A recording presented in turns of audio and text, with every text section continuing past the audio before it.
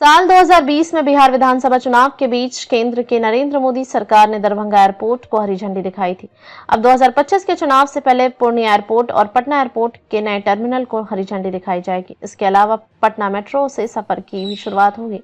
ये हम इसलिए कह रहे हैं क्योंकि ये तीनों प्रोजेक्ट 15 अगस्त से पहले शुरू किए जाने का प्लान है। अब तक पूर्णिया जिले के एयरपोर्ट को लेकर थोड़ा बहुत संशय था, लेकिन अब बिहार के उप मुख्यमंत्री सम्राट चौधरी ने इसको लेकर अहम जानकारी दी है। उन्होंने पूर्णिया एयरपोर्ट से 15 अगस्त से पहले फ्लाइट सेवा शुरू करने का ऐलान किया। उप मुख्यमंत्री सम्राट चौधरी ने कहा कि एयरवेज शुरू होने के साथ पूर्णिया क्षेत्र में रोडवेज और वाटरवेज को भी मजबूत किया जाएगा। इसी कड़ी में पटना पूर्णिया एक्सप्रेसवे भी शामिल है, जिससे 3 घंटे में पटना पूर्णिया आ जा सकेंगे। उन्होंने कहा कि साहिबगंज में पुल चालू होने के बाद पूर्णिया कटिहार के विकास को गति मिलेगी। उप मुख्यमंत्री सम्राट चौधरी ने कहा कि इसी वित्तीय वर्ष में पूर्णिया के नगर प्रखंड में डिग्री कॉलेज खोला जाएगा। पूर्णिया के अलावा पटना एयरपोर्ट पर जल्द ही नया टर्मिनल भवन शुरू कर दिया जाएगा। 24 अप्रैल को प्रधानमंत्री नरेंद्र मोदी इस आधुनिक टर्मिनल का उद्घाटन करेंगे। यह टर्मिनल न केवल बिहार के हवाई यातायात को नया आयाम देगा, बल्कि यात्रियों को अत्याधुनिक सुविधाओं से भी लैस करेगा। नए टर्मिनल में यात्रियों की सुविधा के लिए विशाल वेटिंग एरिया, उन्नत सुरक्षा प्रणाली और बेहतर कनेक्टिविटी जैसी विशेषताएं जोड़ी गई हैं। साथ ही यहां 52 चेक इन काउंटर। नए टर्मिनल में यात्रियों की सुविधा के लिए विशाल वेटिंग एरिया, उन्नत सुरक्षा प्रणाली और बेहतर कनेक्टिविटी जैसी विशेषताएं जोड़ी गई हैं। साथ ही यहां 52 check in counter, multi level parking, 5 aerobridge और बैगेज हैंडलिंग सिस्टम जैसी आधुनिक सेवाएं उपलब्ध कराई जाएंगी। यह नया टर्मिनल 65,150 वर्ग मीटर में फैला होगा, जो मौजूदा टर्मिनल से कहीं अधिक विशाल है।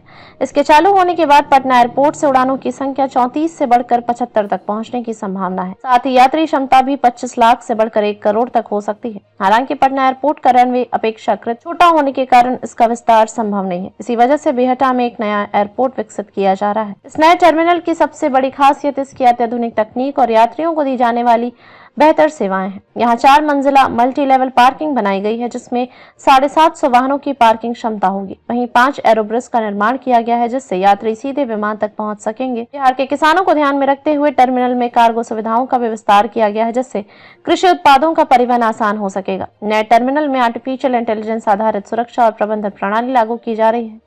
टर्मिनल भवन की दीवारों पर बिहार की पारंपरिक कला, विशेष रूप से मिथिला पेंटिंग और 3D पेंटिंग का आकर्षक प्रदर्शन किया गया है। यात्रियों को high speed internet, free wifi, उन्नत बैगेज स्कैनिंग और ऑटोमेटिक चेक इन जैसी सुविधाएं दी जाएंगी। वीआईपी लाउंज, विशाल वेटिंग एरिया, शयन कक्ष सुविधा, एयर ट्रैफिक कंट्रोल सिस्टम और फायर स्टेशन जैसी सेवाएं भी इसमें शामिल है। पटना एयरपोर्ट का यह विस्तार राज्य के हवाई यातायात को एक नई दिशा देगा।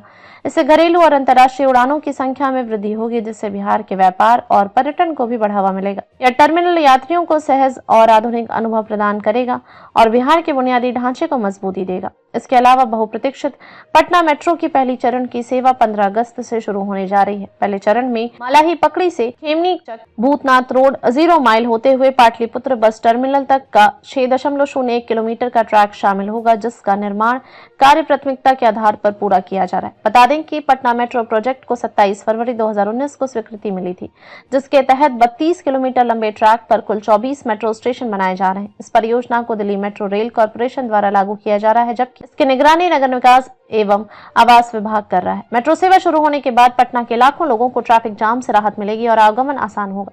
पटना मेट्रो को विश्व स्तरीय सुविधाओं के साथ विकसित किया जा रहा है, जिससे शहर के यातायात का परिदृश्य पूरी तरह बदल जाएगा। अब पटना भी मेट्रो शहरों की तरह सूची में शामिल होने के लिए तैयार है।